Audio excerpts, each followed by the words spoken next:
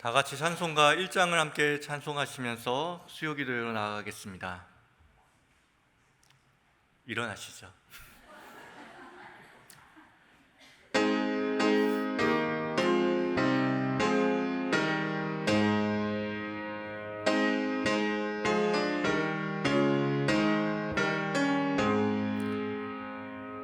만복의 근원 하나님,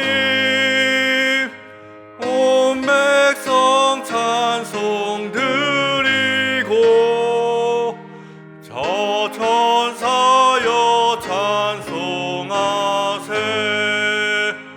찬송 성부 성자 성령 아멘.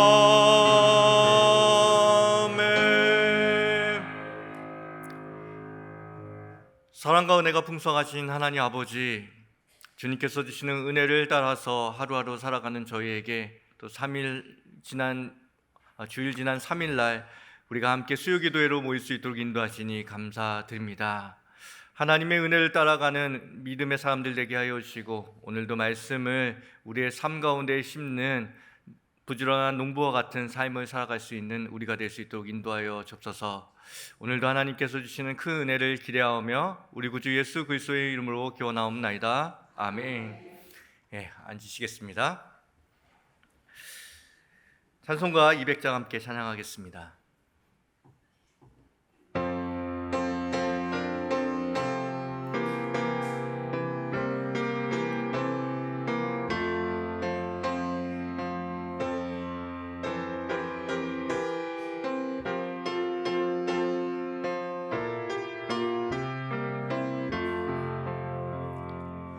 달고 묘한 그 말씀, 생명의 말씀은 귀한 그 말씀 진실로 생명의 말씀이 나의 길과 믿음 밝히 보여주니 아름답고 귀한 말씀 생명샘이로다. 아름답고 귀한 말씀 생명샘이로다.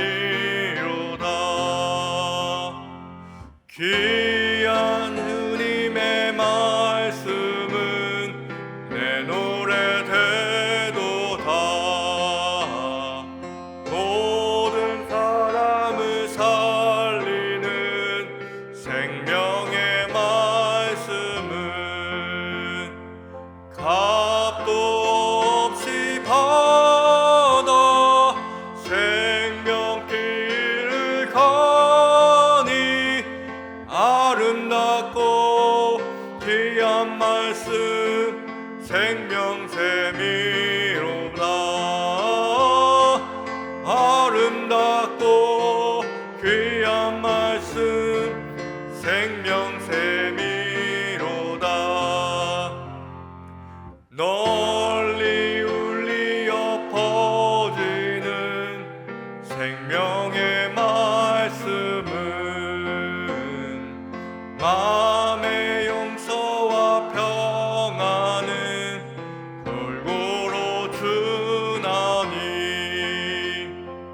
다만 예수 말씀 듣고 복을 받네.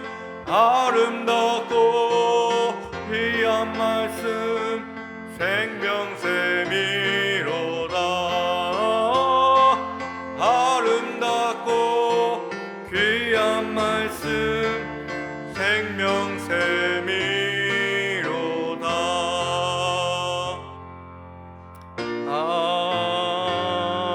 아멘. 오늘 우리에게 주시는 하나님의 말씀은 사도행전 10장 9절에서 16절까지의 말씀입니다. 사도행전 10장 9절부터 16절까지의 말씀, 신약성경 204쪽에 있습니다. 하나님의 말씀을 저와 여러분이 교독하여 읽겠습니다. 제가 구절 말씀 먼저 읽겠습니다. 이튿날 그들이 길을 가다가 그 성에 가까이 갔을 그때에 베드로가 기도하려고 지붕에 올라가니 그 시각은 제6시더라.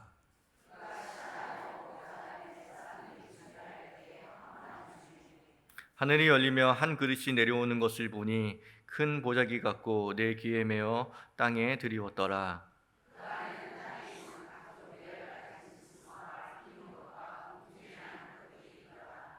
또 소리가 있으되 베드로야 일어나 잡아 먹어라 하거늘.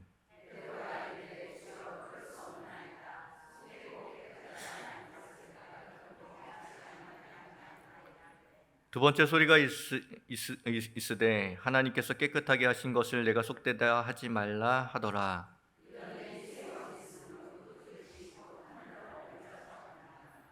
아멘. 저에게는 저의 예민한 혀를 감동시킨 세 명의 여인이 있습니다. 첫 번째는 당연히 저희 어머니시겠죠. 저희 어머니께서 그래도 경상도 분이신데 제법 음식을 하십니다. 그 음식을 먹을 때마다 참 맛있다라는 생각을 많이 하게 되는데요. 근데 그 생각이 와장창 깨졌다라는 것을 저희 어머니가 안 보셔야 되는데요, 이걸요. 저희 아내가 음식을 해주는 걸 보고 음식이란 이런 맛이구나 라는 생각을 다시 하게 됐습니다. 그리고 세 번째 여인 궁금하시죠? 세 번째 여인은 우리 교회 김경희 간사님이십니다. 한번 박수 한번 할까요?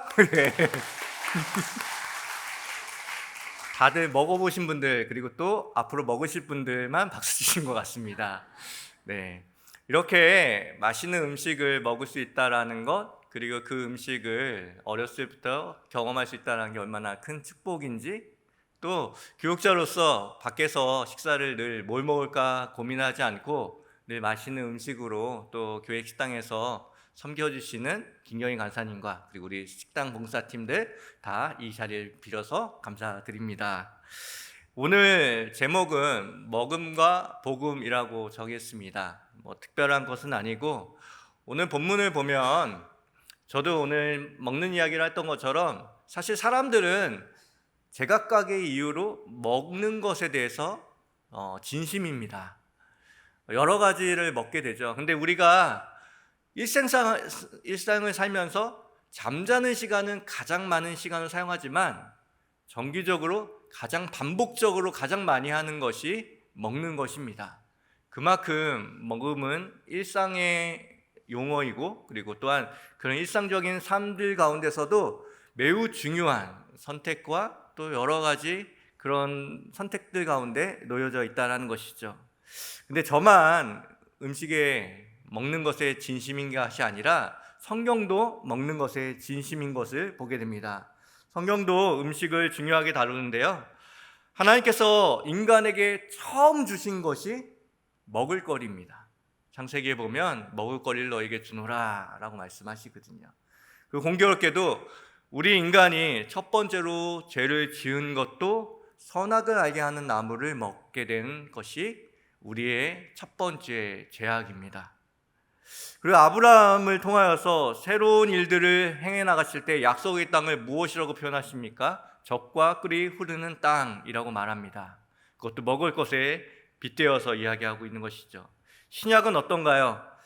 신약에서 오병이어의 기적사건과 그리고 예수님은 그 기적사건 이후에 나는 하늘에서 내려온 생명의 떡이다 말씀하시면서 나를 먹으면 영원히 살겠다라고 말씀하고 있습니다. 그리고 우리는 예수님을 기다리는 사람이죠. 마냥 기다리는 것이 아니라 예수님께서 나를 기다릴 때 꼭 하라고 말씀하신 것이 있습니다. 언제나 성찬을 나누면서 내가 올 때까지 나를 기념하고 먹고 마셔라 라고 말씀하고 있습니다. 이 정도 되면 성경은 먹는 것에 진심인 것이죠. 제가 말씀드린 것 외에도 수많은 하나님의 언약과 복음과 관련되어져서 먹는다라는 이야기가 너무 많이 나오고 있는 것을 보게 됩니다. 오늘 본문 사도행전 10장의 이야기도 먹는 것에 대해서 이야기하고 있는데요, 오늘 말씀을 통하여서 나누고 싶은 첫 번째 주제는 먹는 것이 바로 나다라는 겁니다. 타국에서 이민을 가게 되면 변하는 것들이 있다고 해요. 이민을 처음 가면 1세대 가운데서는 언어가 변한다고 합니다. 이제 살아남아야 되니까 언어를 배우면서 언어가 바뀌죠. 그리고 자녀를 낳아서 2세대 정도가 되면 2세대들은 그 나라 문화를 완전히 받아들인다고 합니다. 근데 3세대까지 변하지 않는 것, 3세대가 돼서야 기어이 변하는 것이 사람의 위장입니다. 입맛이 그때서야 변한다는 것이죠. 이제 3세대 정도 돼야지만 한국 음식을 먹지 않아도 그 나라에 적응할 수 있다는 것이죠. 위장까지 변해야지만 그 사람이 완전히 그 나라 사람이 되었다라고 볼 수 있습니다. 아무리 언어를 유창하게 해도 그 문화를 완전히 이해해도 마음과 그 몸 가운데 그 장기가 위장이 매우 보수적이기 때문에 그 입맛이 변하는 데는 3대가 걸린다라는 것이죠. 사람이 이렇게 다른 것보다 먹는 것이 가장 늦게 변하는 이유가 있습니다. 그것은 먹는 것이 곧 생존과 밀접한 연관이 있기 때문이죠. 사람의 몸은 피부로 다 덮여 있어서 웬만한 세균 같은 것들이 몸에 침투하기가 어렵습니다. 근데 유일하게 개방되어 있는 곳이 있어요. 유일하게 자유롭게 들어올 수 있는 출구가 있습니다. 그것은 입입니다. 그래서 입에 뭐가 달려 있습니까? 혀도 달려 있고 코도 달려 있죠. 그래서 음식을 탁 먹을 때 냄새와 딱 입에만 대보면 이거 먹어야 되는 음식인지 먹지 말아야 되는 음식인지 딱 압니다.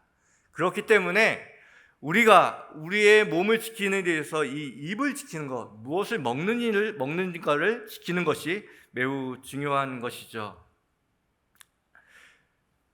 일단 삼켰는데 이게 문제 있는 음식이면 바로 그냥 하늘나라 가는 거예요. 그렇기 때문에 매우 중요합니다. 어렸을 때부터 부모가 먹여줬던 그 음식이 끝까지 몸에 그 모든 장기에 남아있는 이유는 그 음식이야말로 엄마가 그 아이가 건강을 유지하기 위해서, 생명을 유지하기 위해서 가장 안전한 음식이었기 때문에 그것을 반복적으로 먹여줬거든요.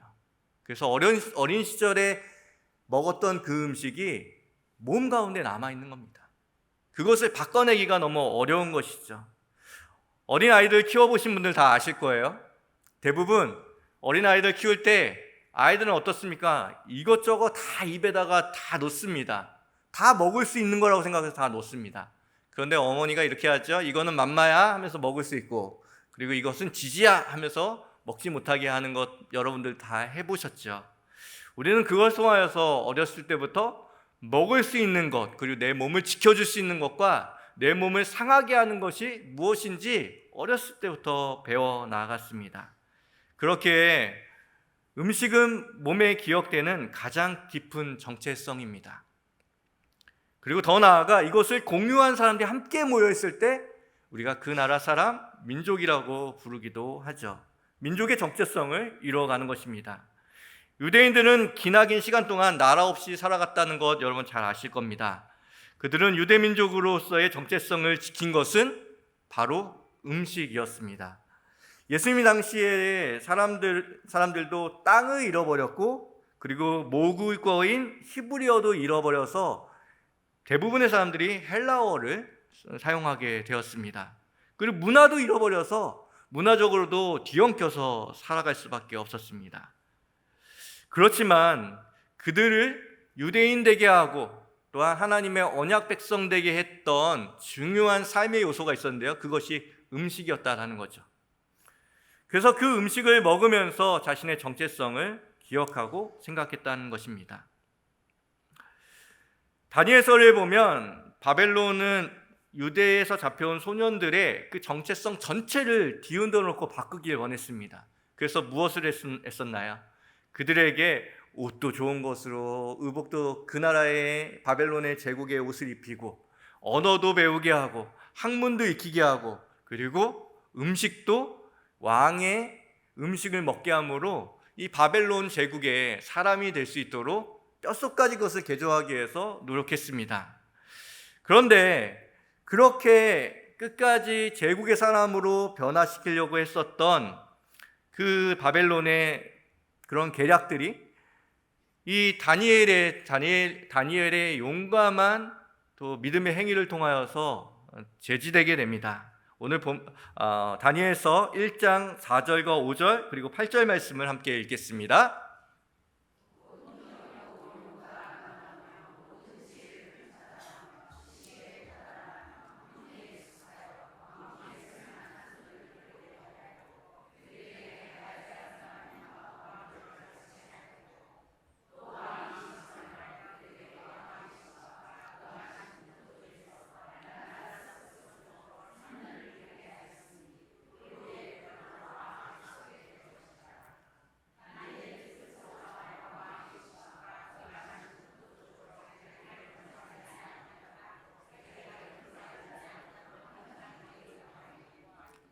유명한 말씀이죠. 다니엘은 뜻을 정하여 왕의 진미와 이 모든 것을 먹지 않기로 했다라는 것입니다.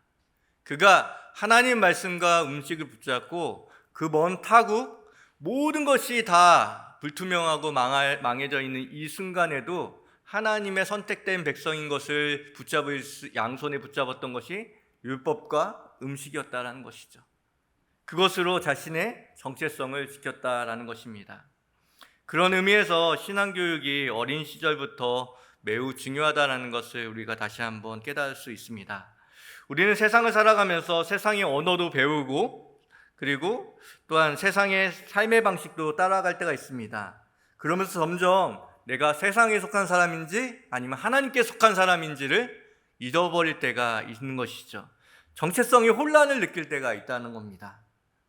하지만 어린 시절 또한 우리가 스스로 하나님 앞에 거듭났을 때에 처음 주님의 말씀으로부터 배웠던 그른 것과 옳은 것, 이 모든 것들이 우리의 영혼의 위장 가운데 새겨져 있다는 것을 주님은 말씀해 주시는 것이죠. 한 예능 프로그램에서 한 책을 소개해 주는 걸 봤는데요. H마트에서 울다라는 책을 소개해 주는 걸 봤습니다. 유명한 책인데요. 뉴욕타임즈에서 29주 동안 베스트셀러에 오른 매우 인기 있는 책입니다. H마트는 미국 전역에 있는 한인 음식들, 한국 음식들을 만들 수 있는 재료를 파는 곳이라는 것을 여러분들도 외국 갔다 오신 분들은 웬만큼 알고 계시겠죠? 그곳에서는 과자, 음식, 그리고 책, 고국에서 날아온 모든 것들이 그곳에 있습니다.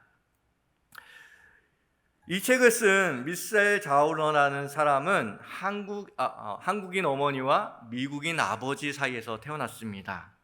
그런데 자신의 생김새가 한국 사람도 아니고 또 어떻게 보면은 또 미국 사람도 아닌 것을 보고 미국에서도 부단히 미국 사람으로 살아가려고 노력했지만 좀 다른 것 때문에 정체성에 혼란을 느끼고 가끔 어머니와 함께 한국에 갔을 때도 그곳에서도 외국 사람을 보기 때문에 자신의 정체성을 헷갈렸다고 합니다. 그러다가 미셀의 어머니가 좀 빨리 돌아가시게 됩니다. 아프셔서 돌아가시게 되셨는데요.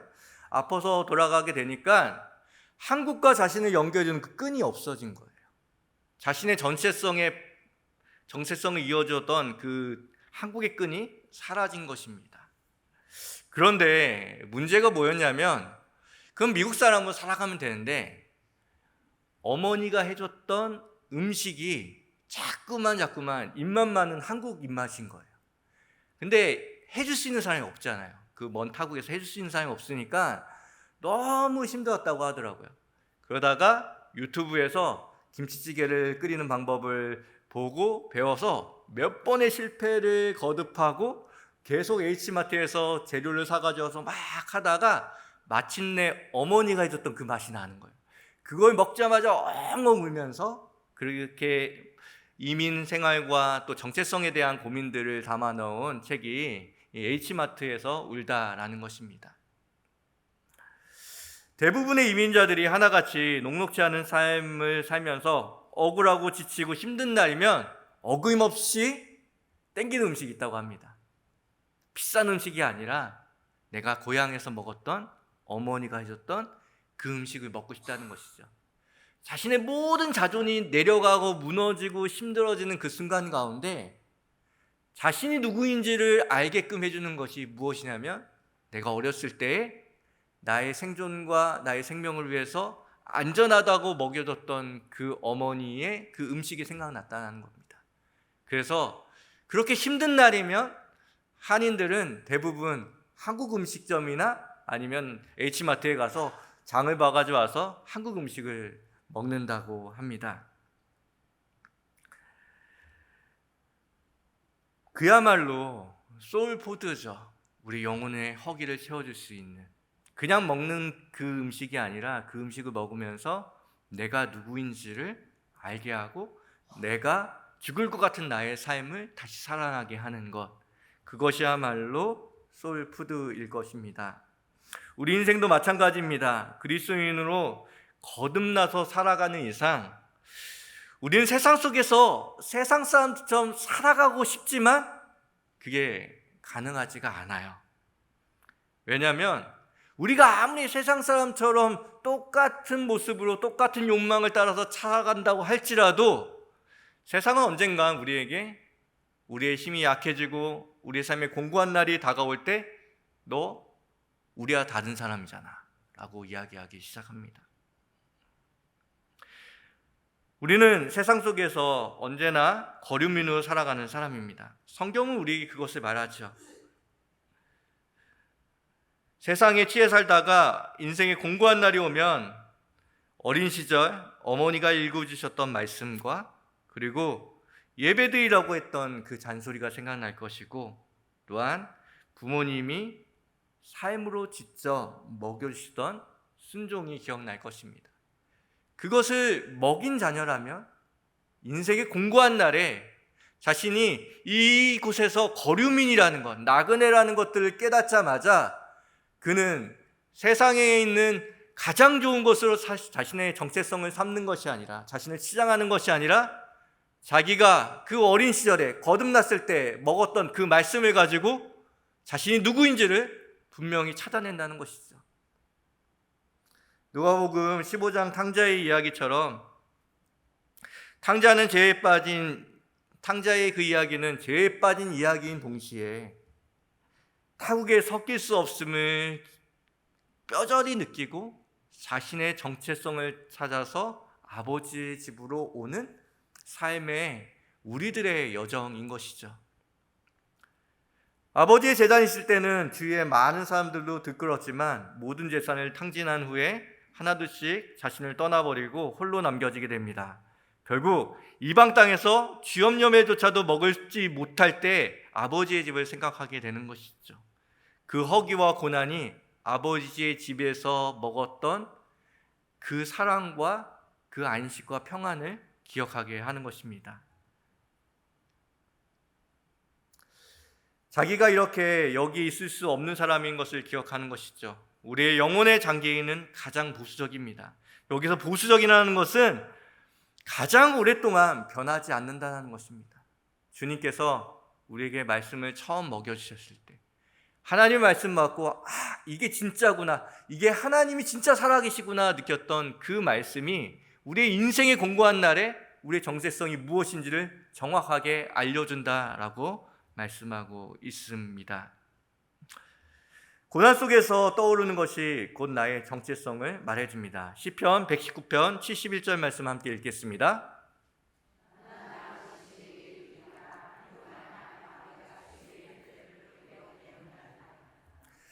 한두 끼의 세상의 쾌락과 욕망으로는 만족할 수 있어도 우리의 공고한 날이 다가오게 되면 영혼의 위장에서 땡기는 음식이 있게 됐죠. 그 음식이 무엇인지에 따라서 우리가 누구인지를 발견하게 되는 것입니다. 우리는 그리스도인이라는 것이죠. 우리는 말씀을 먹고 살아가는 사람이라고 말씀하고 있는 것입니다. 최초의 미스가라고 알려져 있는 브리아 사바랭이라는 사람이 이런 말을 했습니다. 그가 책에서 먹는 것으로 그 사람이 누구인지 알 수 있다라고 말하며, 또 그 책을 보면 인간이란 그가 먹는 것 그 자체다라고 말하고 있습니다. 성경도 이런 맥락에서 먹을 것이 내가 된다라고 말씀하고 있는데요. 신명기 8장 3절 말씀 함께 읽겠습니다.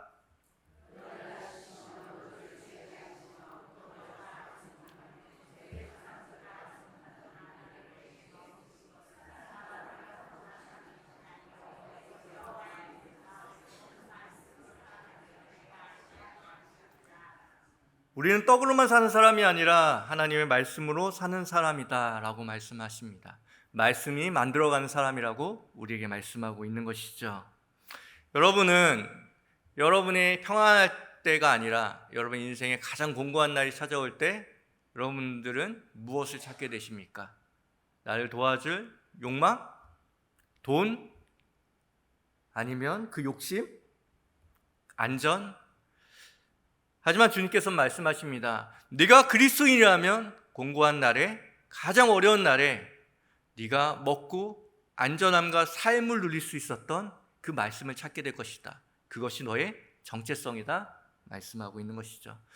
바라옵기는 여러분들이 공고한 날뿐만 아니라 여러분의 삶의 모든 원동력이, 여러분의 모든 먹음이 복음이 되길 소망합니다. 그 복음이 늘 여러분 안에서 살아 움직이고 여러분을 살게끔 하고 여러분을 그리스도인 되게 하기를 주님으로 기원드립니다.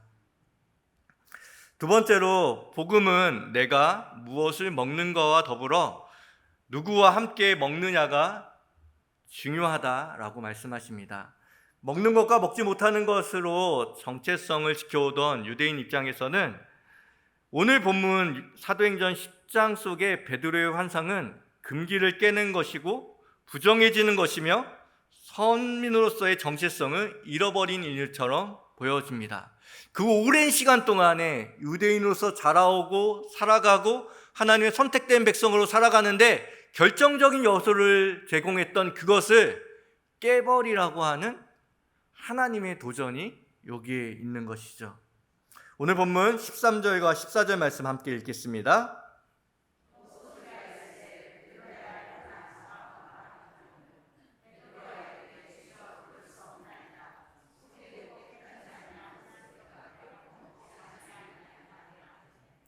베드로는 뼛속까지 유대인이었습니다. 환상 중에 하나님께서 무려 3번이나 이것을 잡아먹기를 계속 실랑이를 하는데도 불구하고 그는 한사코 그거 환상인데도 불구하고 먹지 않습니다. 실제는 더 먹지 않았겠죠.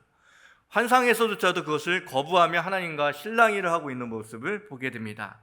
왜냐하면 그 하늘에서 내려온 그릇에, 보자기에 메어 있는 그 그릇에 있는 것이 딱 보고 나니까 유대인들이 먹을 수 없는, 유대인의 정체성으로는 도저히 용납할 수 없는 부정한 짐승들이 가득했기 때문입니다. 그렇기 때문에 레위기 11장의 말씀과 같이 그것들을 먹지 않기로 하나님과 계속 실랑이를 하고 있는 것이죠. 여기에서 11장, 여기에서 나오는 이 부정한 짐승은 고넬료와 그리고 또한 이방 사람을 지칭하고 의미합니다. 베드로의 거절은 속되고 깨끗한 것을 먹지 않는 이방, 그리고 또 이방 사람들 가까이지 않음으로 자신을 정결하게 지키는 유대인이라면 누구라도 할 수 있는 답변인 것이죠. 그런데 하나님께서는 베드로에게 이것을 계속 물어보시면서 3번씩이나 이것을 물어보셨다라고 말씀하고 있습니다.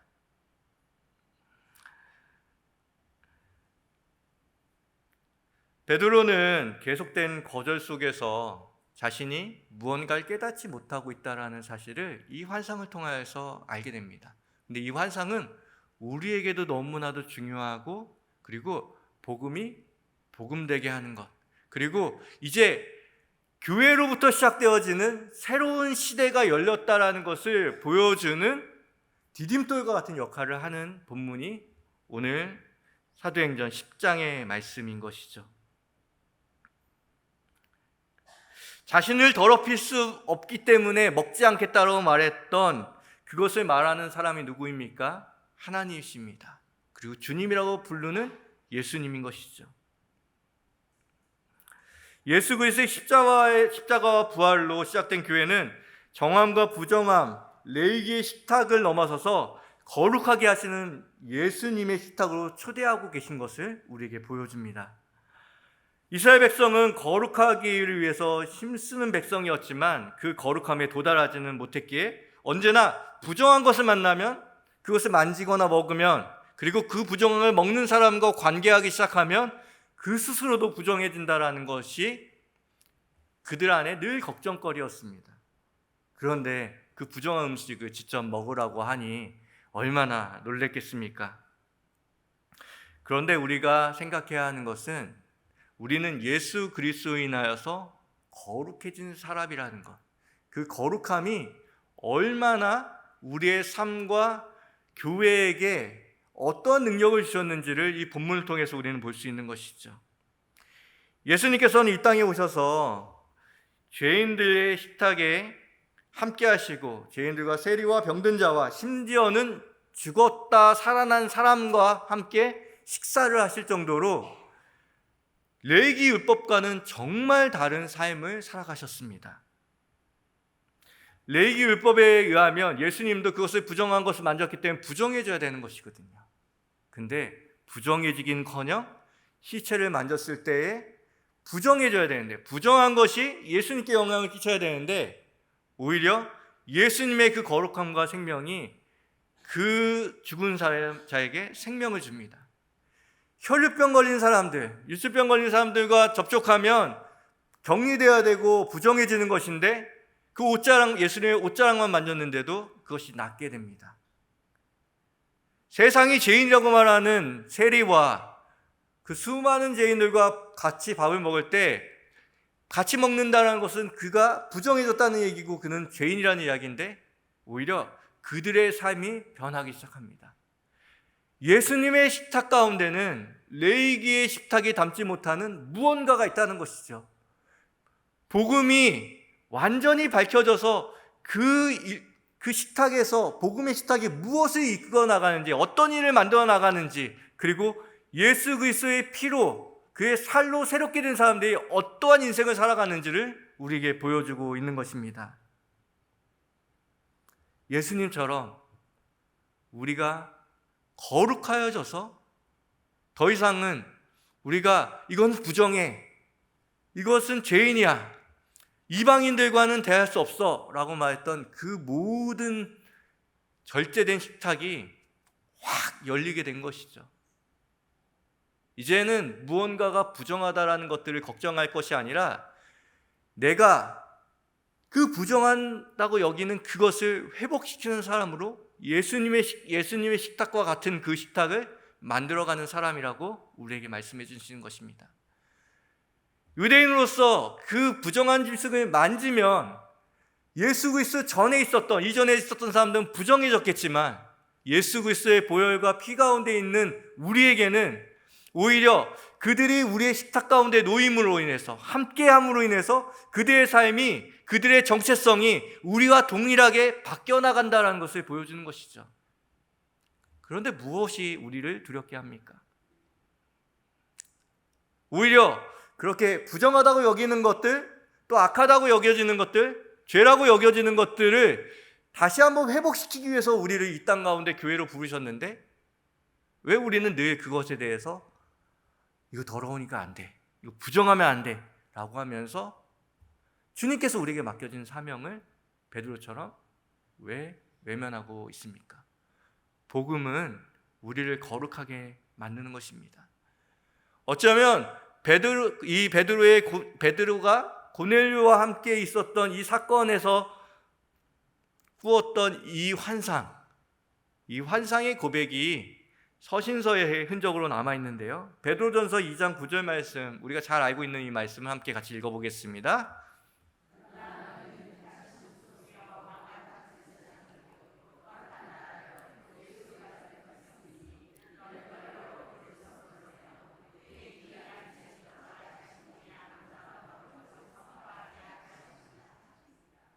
거룩의 능력을 믿는 자들에게는 부정함을 깨끗함과 거룩함으로 바꿔낼 수 있는 능력이 있습니다.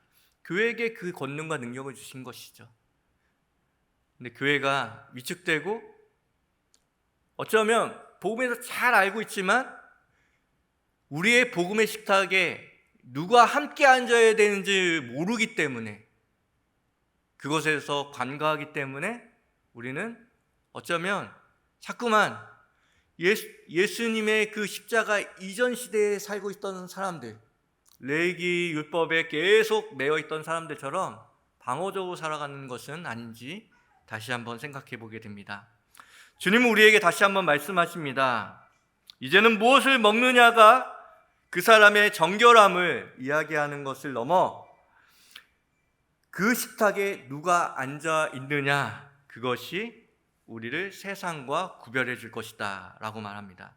새로운 거룩함의 기준은 우리의 식탁의 음식이 아니라 우리의 식탁에 앉아 있는 그 사람으로 결정될 것이다 라고 말씀하시는 것이죠. 우리가 얼마나 경건한 행동들을 교회에서 많이 하느냐가 아니라 우리가 만나는 사람이 우리가 갖고 있는 거룩함의 정체성으로 그 사람을 변화시켜낼 수 있는 그 능력이 있느냐에 따라서 우리가 거룩하냐 거룩하지 않냐 라는 것을 구분해낼 거라고 말씀하십니다. 여러분들은 무엇을 먹고 살고 있습니까? 그리고 누군가와 먹고 있습니까? 그것이 여러분의 거룩함을 결정한다라고 성경은 이야기합니다. 우리는 복음이 편만한 시대에 살고 있습니다. 그리고 복음을 손가락 하나만 클릭하면 볼 수 있습니다. 그런데 그 복음이 능력이 없는 이유가, 그리고 우리의 삶에 거룩함이 나타나지 않는 이유는 우리의 식탁에 우리의 정체성인 그 거룩함의 정체성을 흘려보낼 수 있는, 그 사람들을 회복할 수 있는 사람이 함께 앉아있지 않기 때문은 아닐까요? 주님 우리에게 다시 한번 말씀하십니다. 성전에서 흘러나온 거룩한 물이 닿는 곳마다 새로워지는 것처럼 성전 안에 있는 것으로 만족하는 사람들이 아니라 세계 열방으로 흩어지고 그 삶의 끝까지 흩어졌을 때 우리가 만나는 모든 사람들, 어쩌면 우리가 생각할 때 꺼려지는 사람들, 소망이 없다고 생각하는 사람들, 저 사람에게 있으면 내가 영향받을 거라고 생각했던 그 사람들 가운데 예수님처럼, 예수님의 식탁을 내어준 것처럼 거룩함의 식탁을 내어주는 사람이야말로 복음의 사람이 아닌지 다시 한번 생각해 봅니다. 오늘 전도가 시작됩니다. 전도가 시작되기 때문에 이 말씀을 드리는 것은 아니지만 여러분들이 전도에 많이 나가셨으면 좋겠습니다. 왜냐하면 여러분의 정체성은 복음을 전할 때만이 다시 한번 확인되어지고 또한 그것을 인하여서 하나님의 복음이 무엇인지 알게 되기 때문입니다. 우리끼리 모여가지고 막 찬송하고 하는 것으로 우리의 정체성을 알 수 있긴 하지만 주님 말씀하십니다. 저 부정한 짐승들을 잡아먹어라 라고 말씀하십니다. 내가 그것을 깨끗하게 되었다라고 말씀하신다 라고 말씀하십니다. 그것을 하나님이 그것을 깨끗하게 창조하셨다는 말씀도 되지만 네가 그것을 깨끗하게 만들 사람이다 라는 말씀을 포함하고 있는 것이죠. 사랑하는 여러분, 여러분의 삶이 먹음으로 복음을 실천하는, 그리고 함께 먹음으로 복음을 확장해 나가는 여러분의 삶이 되기 원합니다. 이 먹음이 없다면, 이 함께 먹음이 없었다면 우리에게도 지금 그 복음이 없을 것입니다. 유대인의 정체성, 선택받은 사람들의 정체성만 있었을 뿐이지 온 세상을 구원시키기 원하시는 하나님의 복음을 갖고 있는 사람들의 정체성은, 그 정체성을 갖고 있는 사람은 한 명도 없겠죠. 베드로와 고넬료의 이 식사가, 이 환상이 복음의 변곡점이 되는 이유가 있습니다. 여러분의 삶에도 복음을 먹고 함께 이 복음의 식탁에서 먹을 사람이 누구인지 좀 오늘 이 시간 생각해 보셨으면 좋겠습니다. 그래야지만 우리가 조금이나마 복음의 능력이 무엇인지, 복음이 얼마나 우리의 삶에 위대한 일을 행하고 있는지를 깨닫게 될 것입니다. 오늘 우리가 먹는 것이 우리를 만듭니다. 그리고 우리의 식탁에 있는 그 사람이 우리가 거룩한 사람인지 거룩하지 못한 사람인지를 우리에게 알려줍니다. 오늘도 그 지혜와 그 진리 안에서 여러분의 복음이 불타오르시는 여러분의 삶이 되시기를 주님의 이름으로 기원드립니다. 함께 기도하겠습니다. 함께 기도하실 때 하나님의 말씀을 우리의 삶의 양식을 삼으며 또한 우리가 무엇을 먹든지 또 복음을 위하여서 하나님의 영광을 위하여 살아가는 귀한 삶이 되게 하여 주시고, 또한 우리가 우리의 삶의 식탁에 초대할 사람이 누구신지 그것들 기억하시면서 우리 기도했으면 좋겠습니다. 두 번째로 기도하실 때는 이번 주에 있을 공동회의를 위해서 함께 기도하기 원합니다. 위임투표가 승리교회의 하나됨을 이루는 복된 날이 되며 투표에 참여한 모든 성도들의 마음이 하나가 되어 하나하나를 귀 기울여 듣는 경청의 시간이 될 수 있도록 우리 함께 기도하기 원합니다. 또한 위임 투표의 모든 과정이 순조롭게 되게 하시고 거룩함과 지혜로움과 또한 공정함으로 이 모든 일들이 진행될 수 있도록 우리 함께 기도하기 원합니다. 함께 기도하겠습니다. 하나님 아버지, 오늘도 우리에게 복음을 먹여주셔서 감사합니다. 아버지 하나님, 그 복음이 나의 정체성임을 다시 한번 고백합니다. 뿐만 아니라 하나님, 그 복음을 누군가에게 전해주는 사람만이 그 복음에 합당한 사람인 것을 고백합니다. 오늘도 우리의 삶에 복음이 살아 움직이게 하여 주시고 우리의 복음의 식탁에 사람들을 초청하게 하여 주시고 복음으로 살아가는 우리의 삶이 될 수 있도록 인도하여 주시고 붙잡아 주옵소서. 이번 주에 있을 아버지 하나님 위임 투표 가운데 함께하여 주셔서 아버지 하나님, 주님께서 사탄막이 틈타지 않도록 도와주시고 우리가 아버지 하나님 주님 앞에서 온전한 마음으로 온 성도들이 하나된 마음으로 또한 이 모든 일들을 아버지 하나님 진행 나가기 소망합니다. 진행해 나가는 선거관 위원회 가운데 함께하여 주셔서 차질이 없게 하여 주시고 하나님의 은혜 안에서 이 모든 일들을 아버지 하나님 교회의 뜻을 묻는 귀한 일들 가운데 아버지 하나님, 우리 모두가 아버지 하나님의 뜻을 물을 수 있는 귀한 시간 될 수 있도록 붙잡아 주시옵소서. 예수님의 이름으로 기도합니다. 아멘. 광고하겠습니다. 9월 10일 이번 주 돌아오는 주일에는요 1부에서 4부까지 매 시간마다 공동회의가 있습니다.